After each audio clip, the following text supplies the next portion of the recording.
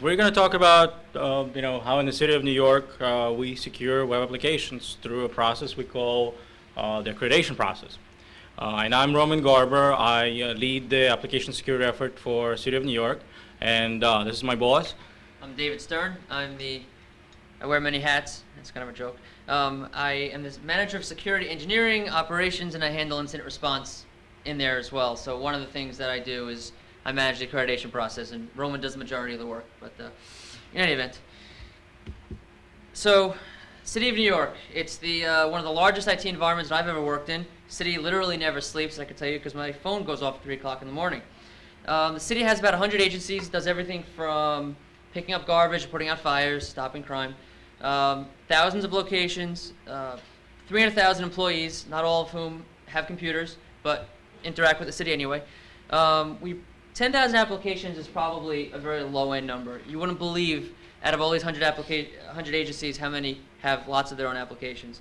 10 million users. Every citizen of the city of New York has to interact with government in one form or another. And the way things have been going with the mayor's efforts over the past 8 years, a lot of that interaction has to go on through the web. So at least 10 million users. Trillions and trillions of data points. We collect everything about the citizens of New York multiple times. So lots of data. I just like to always throw in the multiple OC192 networks. One of the things that DoIT does, we work for an agency called DoIT. It's the Department of Information Technology and Telecommunications. We're the city's big IT services organization. And one of the smaller jobs we do is we, for some reason, have to franchise cable companies and payphone companies. Yes, there's actually still payphones out on the street.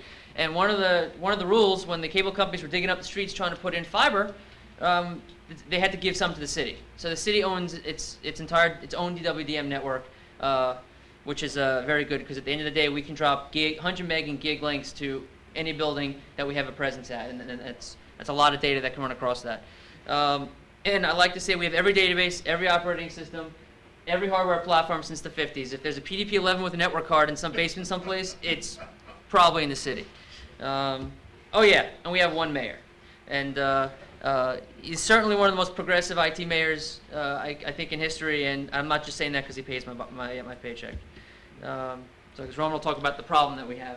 So the problem, basically, what is the problem? So everybody has to deal with local government in one way or another, in some capacity, some form. Everyone remembers, long lines, taking numbers, and, come back next day, and so on. So under the current mayor, we are, trying to change it all, and basically trying to replace lines with the web browser.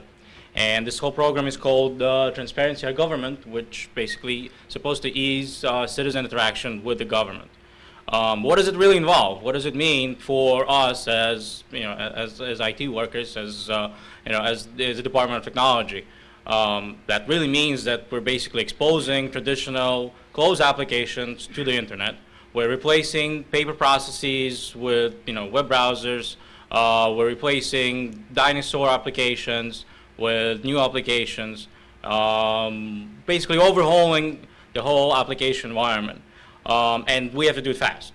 And as always in the fast-paced IT development environment, security pretty much is always lacking. There's lack of security expertise. There's lack of just basic programming practices. And really, you can't put security as a functional requirement in many of these applications because it's just not something that these developers are reporting on. They need to produce results fast, and sometimes security is overlooked. So basically, what are some of the examples of the applications that we deal with? And Dave's going to talk about one of them. Right. So the three we chose to talk about today a little bit are fairly typical of what the mayor is trying to do. And just to hone on one point that Roman said, not all the applications are being exposed to the internet and being rebuilt. Some of them are just being exposed to the internet. So that adds its own challenges. So let's talk about the clerk's marriage application. The clerk of the city of New York is responsible for marrying people. And that involves getting online in a dingy old building in Manhattan and waiting on long lines, filling out lots of paperwork. So the city I don't know if it's open yet, but built a beautiful new marriage complex where you go to get married. The other little piece of information is that Vegas, I think, is the #1 spot in the world to get married.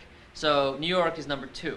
So, and people come from all over the world to get married in New York. New York has a 24-hour waiting period. So what traditionally you would have to do is wait on your long line in some dingy building, fill out your initial paperwork, go away, come back 24 hours later. If you still want to get married, you then go on through the process. So if you're coming from a foreign country because you want to get married in the city of New York, you got to come a couple days early, and you got to hang out doing nothing, waiting for all that stuff to clear.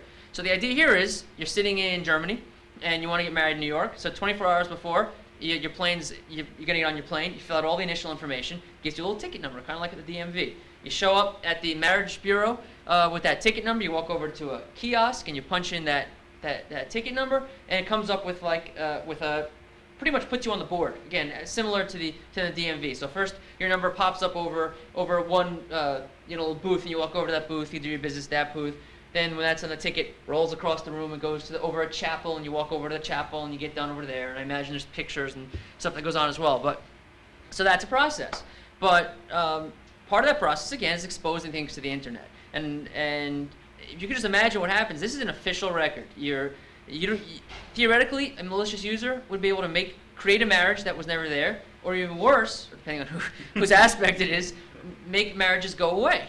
And we certainly, it was actually a very, very important thing on it. The initial meeting that we had about this was a major concern, that we're taking a system of record that is traditionally paper-based, that's very important to people, and exposing it to the internet. So we help them make it so that I think it is a fairly solid and fairly secure. And again, the idea, even if you bring, so you have the business partner who's the clerks, and they know how the paperwork rolls to get married. And you bring in a vendor who's going to create this, and unless you tell them otherwise, they're just going to come up with the easiest shared infrastructure that you may have. They're going to come up with the simplest, most monolithic code that they can. They're going to put it all in one thing and try to punch into the internet over here and punch it internally over here and walk away and make a lot of money. And that's not what we allowed them to do. And we pushed them, and it works now, and it works fairly well. But again, and we'll go on later through what process we used to go through that. But if we didn't have this process, you wouldn't have this application, is what it comes down to. One of the other applications, 311 on the web. Those who live in New York probably know what 311 is, at least probably called once or twice. Those that don't, 311 is basically a system for dealing with any city matter that is non-emergency. Fixing potholes, broken trees, reporting a noisy neighbor, whatever else, you call 311, finding out whether alternative sites of parking are in effect or not, call 311. And traditionally, this is something that that was done over the phone. It's about 45,000 average calls per day that we handle, and what's being done to it is it basically gets put on the web. So now, what you are able to do just over the phone, you'll be able to log in via web browser to report a tree broken, or you'll even be able to send a picture of a pothole somewhere and say, okay, there's a pothole, now, report the pothole. Importance of that information, not terribly important, but it is, the city really depends, the day-to-day operations of the city really depend on that information. Now, what's being added to it currently is some health-related information. AIDS patients may be able to go and find out where the nearest clinic is. Now it becomes health-related information. Imagine, what happens if this information gets lost. Obviously, it's a big issue. Access NYC is another one of our applications. Maybe you have seen that ad on the subway. It's basically an application for somebody to go and get screened for public service, whether they can get food stamps, whether they can get welfare, whether it's lots of personal information gets put into that application. Forms are being submitted, financial information, a lot of important information is there. Obviously it's PII. Recently, now you're able to add to submit applications for subsidized school lunches. If you don't want somebody to hack in and basically create many people receiving food stamps that are not supposed to be receiving food stamps. There was a big deal in HRA a couple of years ago where people were giving Medicaid cards that weren't supposed to get Medicaid cards. Some people, you know, lost their jobs. Somebody was able to hack into the system, create these false accounts, were a big problem. So, you know, basically, these and lots of similar other applications that we have to deal with. There's about, I don't know, 20, 30 applications that are in the queue in a given time. You know, so what do we do to actually secure it all? How do we secure it? And David is going to talk about the actual process that we use. So, big picture, the city information security program has 5 elements. You have infrastructure operations, which is one of my groups, the firewall operators, the VPN guys, the spam guys, operations, they're in the trenches. Engineering and design, which this accreditation process falls under. We're supposed to really be taking a long look at technology and do the plan and design, and then operations as they implement and operate. But, you know, so there's engineering piece. There's standards and policy development, which I'm going to talk about in a little while, which is incredibly key to this whole process, but developing standards and policies. Enterprise directory and identity management. This is one area which, depending on what outside of government, depending on what commercial organization you go to, you see LDAP and identity management spread around depending on I guess, who's actually interested in running it. It tends to be very esoteric, but it's very critical to the city of New York. We have a centralized LDAP repository, which the idea is to push one single identity for everybody. So I don't need a million IDs for a million systems. I have one ID, and we all talk to this directory, and it's very powerful, and it actually solves a lot of problems. So that falls under the CISO for the city, which is where we work. And then finally, the application accreditation process.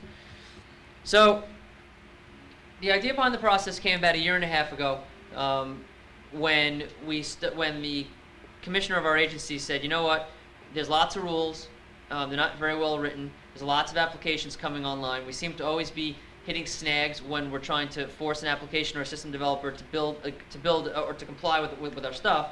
So he wanted us to try to build something. So the idea behind the process is a defined process, defined standards. We go through this whole process, and at the end of it, you get a little accreditation letter from us that says you meet all of our stuff, all of our requirements. Or on the flip side, you didn't meet our requirements, and therefore you're not being accredited. And I guess if anything bad ever happens, you know, that would be an indicator of who's actually going to get thrown out the window.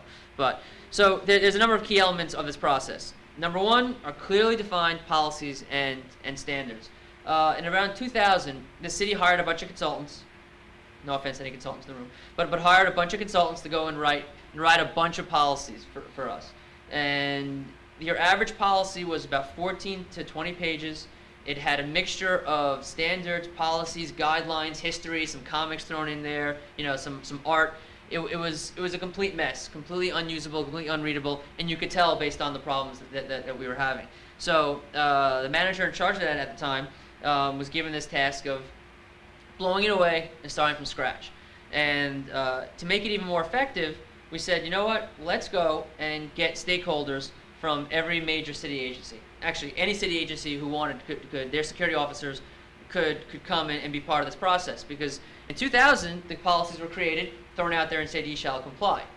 Now we have all these security officers, if they want to join, and put and sit around a table and say, and let them develop these policies and these standards. So what does that mean? They can't turn around and say, "Oh, I didn't, you know, I'm not buying into that. I didn't create that." Well, yeah, you did. You were sitting at the table when we developed these, or yeah, you chose to not come to these meetings. And it's actually been working really well. So your average policy, and you can actually see them on nyc.gov. You can see a bunch of them, nyc.gov/infosec. They're on average 2 pages long. There's lots of white space, lots of big letters, and they're very clear. Clearly defined what you have to do to comply with policy. And that, again, changes the whole ballgame, because you can't say anymore that this stuff is unreadable. It's very readable, very usable. Another thing we did, Do It has a lot of security controls built throughout the city's network. There's a lot of them. It's a big city, it's a big network. You have to be able to, when you're building applications, you have to really be able to understand how all these interrelate so that your system doesn't violate policy and our standards. But it was only in a couple people's heads. So this was a pretty heavy-duty process. There's about a 14 or 15 page document that describes every security control at a very high level, how it works, and so that you can take that information, and when you're trying to build something, you have an idea of it, so you're not going to conflict with it. Again, a very critical piece of information, because again, someone comes to you and say, well, I don't know how your stuff works. Here you go. It's full color, and it's very usable. We also partnered with the budget office and the PMO, project management office, because this stuff, no one was going to come to us and say, hey, I'm developing a new application, unless they were forced to. So we built this relationship where, you know, now when budget goes, or someone comes to budget and say, I want $2 million to build an app, budget turns around to us and says, hey, do you guys know about this application? And then we jump on in and make their day a little harder. And the same thing with project management. If there's a mayoral project and the money just gets allocated, again, there's a project manager that's hopefully going to get assigned to this. He's going to call us up and say, by the way, I just got assigned to another application. You guys know about it. And so it's very critical because we need snitches. People are going to find a way to get this stuff done if we don't know about it.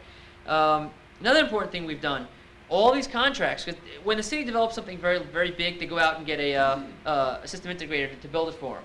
In all the contracts and task orders that go out there now, it clearly says you must comply with citywide information security policy. You must comply with the accreditation or your application must pass the accreditation process. It's there. It's in the legal language, so that when they come in, they're coming in full faith, and they know that if they're not doing it, they're going to be held. They're in violation of a contract. Again, something very critical. Something that the federal government's trying to do now also. We also use tools. We use host scanning tools for host vulnerabilities, and we use application scanning tools to try to find the low-hanging fruit. Application security tools really can't dig super deep, but they find a majority of the risk that's out there, and again, we find that very useful for us. On top of all this, on top of all the groups I'm responsible for, and all the documentation that Roman and other people on the team have to read, we also have to stay ahead of the curve on technology. The city's buildings, some of the buildings might be archaic and dingy, but we're using technology that is cutting edge. VoIP, SOA, Web 2.0, application integration, all kinds of big stuff. We're on it and we're using it because we're trying to solve big problems. And we have to learn about it, because a perfect example is SOA, service-oriented architecture, and web services. We had an application one day that was going to use this stuff. We had no idea what it was. So it took us 3 months. We dug around. We met with the people who were developing this stuff, and we actually ended up building an agreed-upon architecture of how they were going to implement SOA in as a secure fashion as they could. So again, on top of everything else, we got to jump ahead on that. Like Roman said before, at any given time, there's about 30 different applications on the table, and these aren't small applications. These are very big applications, lots and lots of documentation. So there's a lot of work to do. And all this kind of mushes down into security in the SDLC, the software development lifecycle, which I'm going to go to this slide. This is our kind of our software development lifecycle, or an abstract of it that's designed to fit into anyone else's SDLC. And these little red boxes are where we stick our noses in. So we present this, straight from the top. This is all the business stuff. This is the agency going to get money and prove to somebody that there's a value prop. And again, in there, if there's an RFP released, IT security requirements jam right in there. Eventually, they get their money. We require them to classify their data, and we're there, and we make sure it gets done properly. When they define technical requirements, we're there to make sure that those technical requirements are actually being properly met. Then they go ahead and they come back with us a little while later, and then now we go through design. This is where we do the majority of our work, I think. It's going back and forth with them saying, no, you really can't do it that way. You should really do it this way. Or we can't do it that way. It tends to be back and forth, but this is where we are, and what we have at our disposal are clear policies and standards that we can use to leverage, because we can show them where they're not complying. Fast forward to development and test. We have tools that we require them to use.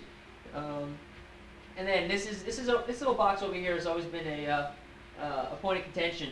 My management was concerned that I was putting a brick wall, and that was sending the wrong message that we impede progress. There's no gate in Visio. I couldn't find one, so the only thing we had there was a wall. But in reality, we have to be an impediment, because for some of the vendors who we work with over and over again really understand what we're trying to do, and they're easy to work with. But there's some vendors who don't get it, and for the most part, they're not going live, they're not deploying unless they meet all of our requirements, and that's my little brick wall over there. So Roman's going to talk a little bit about some of our success stories, because we've actually had some. So, talk about success. Basically, we've seen through the process, as David said, some of our vendors, don't comply. Some of our vendors have problems. But as we take people and developers and vendors through the process, we find that when new applications come in from the same organization, they tend to have much less problems. They tend to know exactly what to expect from us, and eventually the application itself that they're developing is more secure. They know exactly that they need to meet these certain documentation requirements. They know exactly that they have to pass certain application scans. They know exactly what we're looking for, and we know exactly that what we're looking for is basically a secure application. Sometimes we also have to really go back and forth with developers to explain, well, no, cross-site scripting really is a vulnerability.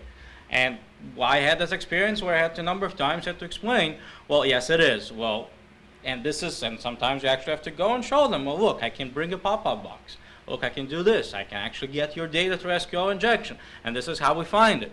And unfortunately, it's sometimes that the issue has to get escalated, but eventually they do get it.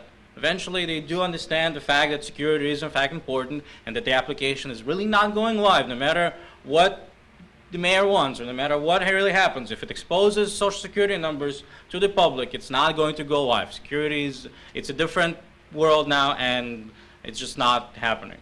One of the success stories that we like to talk about is how we actually had a global effect. We actually found that a significant cross-site scripting vulnerability in one of the underlying frameworks, Java frameworks that of a CMS. Basically, there was something that you can expose that vulnerability and cause significant damage. And what we also found that it wasn't just our application that was using this framework. There was lots of applications throughout the city, and as a matter of fact, similar applications throughout the world that use this particular framework and that are exposed to this vulnerability. What we actually did was it's a small it's a medium company, a small to medium company that actually develops this framework. It's very easy to use, very good from the development perspective. Unfortunately, what this company did not get is how to build secure applications. So instead of basically throwing them away, we decided we're going to partner with them. And what we did is we worked with them. And we worked and then we explained, closely working with their developers, closely working with their management, of why it is important. Why is it important to build applications securely? And we showed them our process. That's why I was just up there just before. We showed it to them, and they basically said, yeah, we're going to subscribe to exactly the same thing. Because we're using this process for many applications. They're going to use this process for their particular application. They had pretty much adapted our process. They started scanning their code for the vulnerability scanners. They started doing code reviews. They started doing design reviews, design security reviews, and in a way, we believe that we really had a global impact, because this particular application is used in many different places throughout the world. It's something that we feel we contributed to the community by using the use of this process. It's actually kind of funny. They actually, when they brought a security consulting company in, and keep in mind, this is a software development company. They brought a bunch of security consultants in to review their whole thing, and they were sharing the reports with us back and forth. They were asking for, the consultants that they hired would come up with a report. They'd send it to us and ask us what we thought was wrong, and what do we think they should do. It was a very unique experience. But again, this is what we're seeing globally. It's no secret that Accenture or Bearing Point and a lot of these organizations are always doing work for the city and doing work for every big organization. And they all, their teams who work for the city have totally changed the way that they do things. Because we don't really have to. There's very few arguments. In fact, we have one consultant from Accenture who works with us a lot on a lot of things, and he knows. He'll come into a meeting now and go, guys, I know you're not going to like this, and he starts drawing out pictures. He'll go, you probably don't like this, so I already proposed that they kind of do this instead. Is that okay? And it's like, sure. You know, it's saving us time, and it's actually saving him time too. But and again, it's all because of this process. One thing I did want to go back on before we hit this next slide. We couldn't do this whole big process, if it weren't for the elements in that slide that I spoke about at first, which are clear policies, a clear architecture. All these elements are critical for us doing our job, because it's kind of like it's a preemptive strike, so to speak. It gives us people know where to go to read things, and it gives us tools. You know, it's not just now that Dave is saying you have to do something. It's an accepted policy for the city. And by the way, we can then turn around and say, you know what, Owasp agrees with us, and if we really have to, NIST agrees with us. You know, it's a great approach that makes it very difficult for them to argue about, because there's plenty of organizations like Owasp who are showing that this stuff is true. So, who can guess how big the accreditation team is for the city of New York? How many people are funded to do the work? And if you were at my presentation yesterday, don't answer.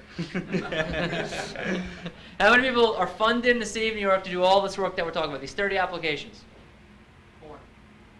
Anyone else? You too. 0. There is absolutely no funding for this project, and we just have to do it. Sorry, we had to throw it in there. But 0 funding and 1.5 FTEs assigned to this on a daily basis. It's Roman and myself, 0.75 of each of us. Maybe 0.8 for him and a little less for me, but everything has to flow through us.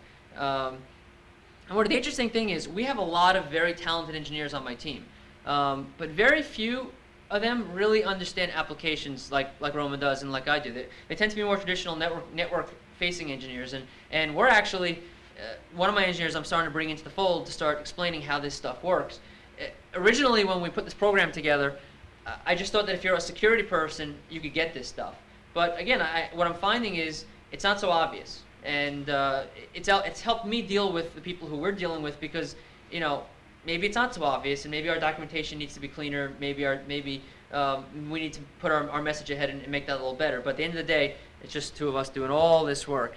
And we are actually constantly revising. We're trying to improve on the process. We get feedback from people, from our vendors, from our consultants that work with us, and like David said, you know, when one of the guys says, "Oh, I draws," says, "I know you're not gonna like this. I know you're not gonna like that," he comes back and gives us feedback and says, "Well, you know, what if we do it this way?"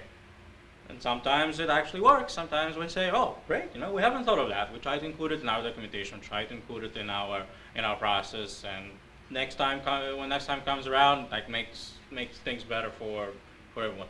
And to kind of add to that, actually, you know, when you develop documentation over the course of a year, of like 18 months, there tends to be some inconsistency. And let me tell you, people pick up on that inconsistency and are very happy to show you where you were inconsistent. The font's different here than it is over here. I'm like, what does that have to do? Actually, do you remember that meeting? We had that, yeah. We actually had that word is misspelled. And yes, we never thought that somebody would actually read that to that level of detail where they would say, well, this word is really misspelled. But I'm telling you, this guy who came over to us and was very, very obnoxious about the fact that we misspelled the word. He was trying to cast doubt on the entire necessity of this whole process in application security because we misspelled a word in a document. So you know what? It's easy enough for us to make these edits, and now, okay, so now we're necessary, right? Because we're spelled right. But I think the key message for this whole thing is, if the city of New York can do it with no funding and 1.5 people, if you are even a not so well funded organization out in in the private sector,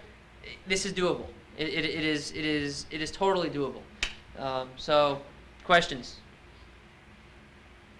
2 questions. If it's just the 2 of you, who does the application security scanning? Is it you 2 or is it someone else? And where does code review come into the process?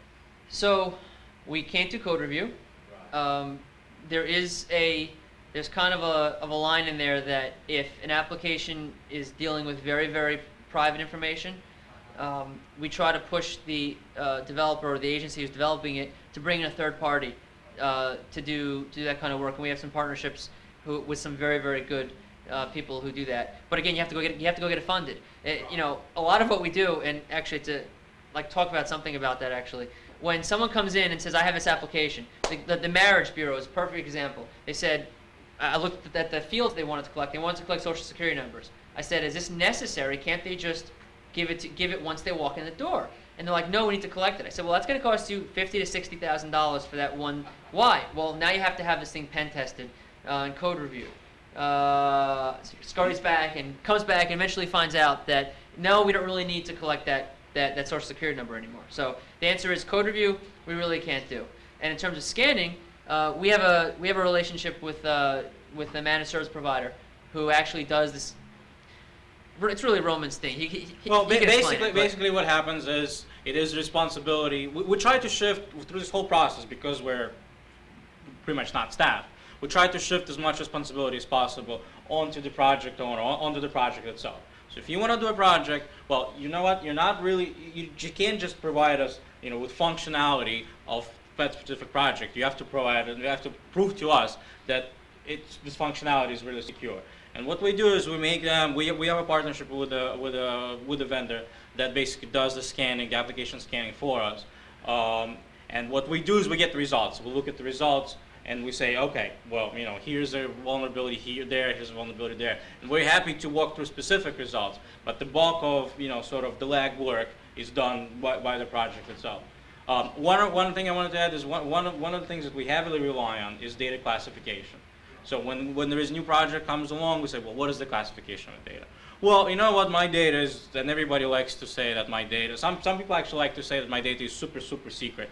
And we say, well, okay, well, do you have to collect this data? Well, this is going to cost you N number of dollars in order to build servers, in order to build firewalls, and all other levels of protection, besides just security review to do this. Well, no, my data is really not that sensitive. Some people do it the other way around. Well, my data is really public. Well, do you collect Social Security numbers? Well, yeah, we do. Well, I'm sorry, but so. It's part of the cost of doing business. Exactly.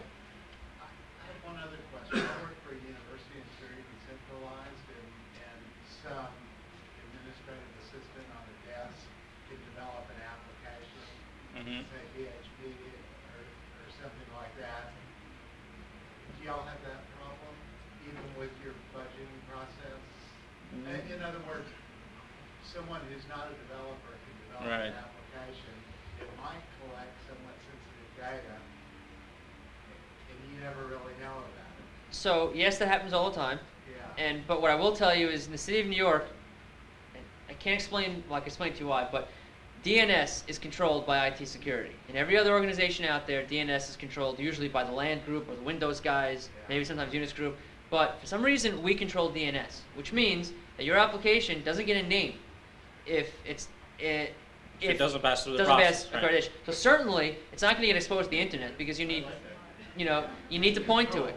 So, if nothing else, they'll have to use IP addresses to get to it, and it won't go live.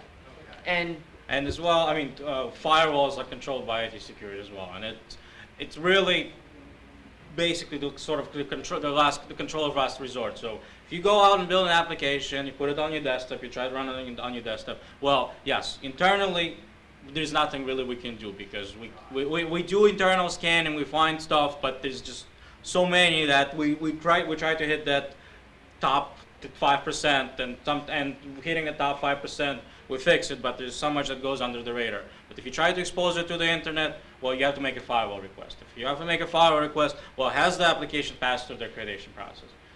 No. Well, sorry, we can't open a firewall. And we had this. We actually had this happen where we said, well, sorry.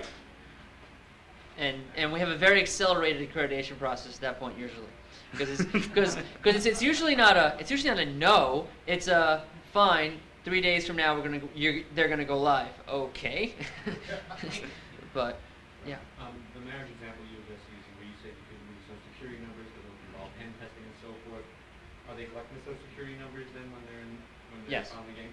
So is that being placed on a separate database and you're just using pointers, or how is that being secured now because it's becoming part of the record that was originally put in over the internet? Suffice it to say, the external system is kind of decoupled from the internal system. Oh, okay. Other than It's other just a pointer that'll go now to the social security numbers Yeah. internally that can't. yeah, Okay.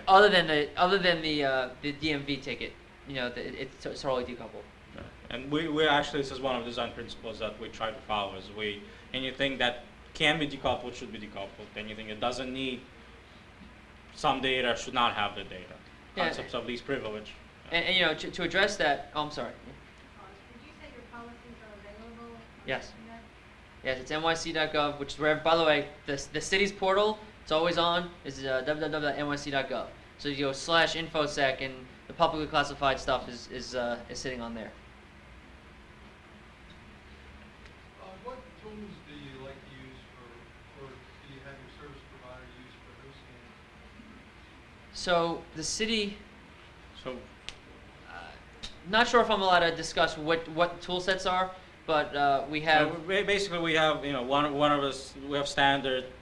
they're all Nessus based. You We're- go downstairs, yeah, they're all Nessus they're all based. Nessus. So there's two categories of tools. We use host scanning tools, which is things like Nessus, and the scan for host vulnerabilities, and we use application scanning tools like SPI, the HP SPI, or like AppScan, or like Watchfire AppScan. And we combine the report. So basically, in order for the application, the final step in the accreditation process is I have to see the report of both of them, and they both have to pass a certain threshold.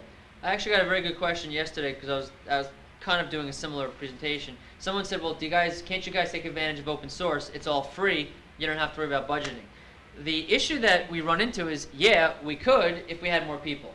We're not just dealing with a small group. We're dealing with a gigantic city with gigantic infrastructure, and anything we put in place, these policies and this process included, has to be able to live long, and it has to be able to be extensible.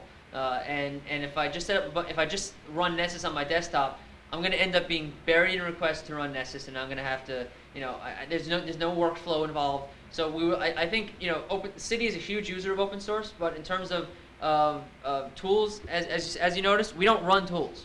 We have other people run those tools because we're too busy doing other things for that relatively mundane stuff.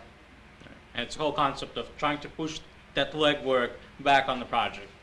Just give me the result, and based on the results, we'll see. One thing we don't do is we don't actually go into, deep into the application, or we don't look at Unix hosts and see how they're configured. We take pretty much people's word for it. Something that we have to do is we basically say, based on the documentation, you're accredited. Unless it's a super critical project where they actually go hire an independent third party where they do this verification, we don't do that. Any other questions? Thank you. Oh, yeah.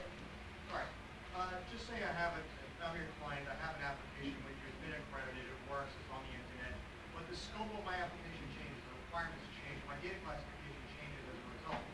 Is there some kind of process then to get me reaccredited, or Right. some kind of flag kick off to let you guys know? Well, there's no flag. There's no flag. There's, again, the snitches coming to us and telling us that something's changing. But the rule is, if you're doing major functionality changes, you have to come back and go through it again. And again, one thing we didn't mention was one of the key elements we have here, the documentation template. Right. We have a template that I don't know how many pages, about 13, 14 pages. It looks very daunting until you start to look at it and you realize, wow, if I develop my application correctly, I have a nice stack of design documentation. I have application designs. I have Visios. I have all kinds of great stuff. So our template is designed to cut and paste. So we talk about infrastructure, pop it in. We talk about data points, pop it in. And so this ends up becoming an excellent abstract of all the security controls in a document. So now you come back around again and say, yeah, I'm adding a new module to this program. We will, and that's happened to me last week. I was able to open up the document and go, are you still doing this, this, and this? Yes. Are you just going to bolt this on here? Yes. All right, fine. Just do it. You don't have to worry about it. Saves a whole bunch of time because I know what they're doing. Is that template available? No. No. Also, what we try to do is we try to make people think practically. So if you know that 2 years down the line you actually are going to collect social security numbers, well, why don't we try to build this into the application today, so we don't have to, your data classification doesn't have to change tomorrow. All the work that we built up front to build process saves me every day. You fix the process and everything else goes more smoothly. It's worth the investment in time. because you definitely reap great rewards, and we're seeing it every day. So I got to shut down. So thank you very much, everybody. Right.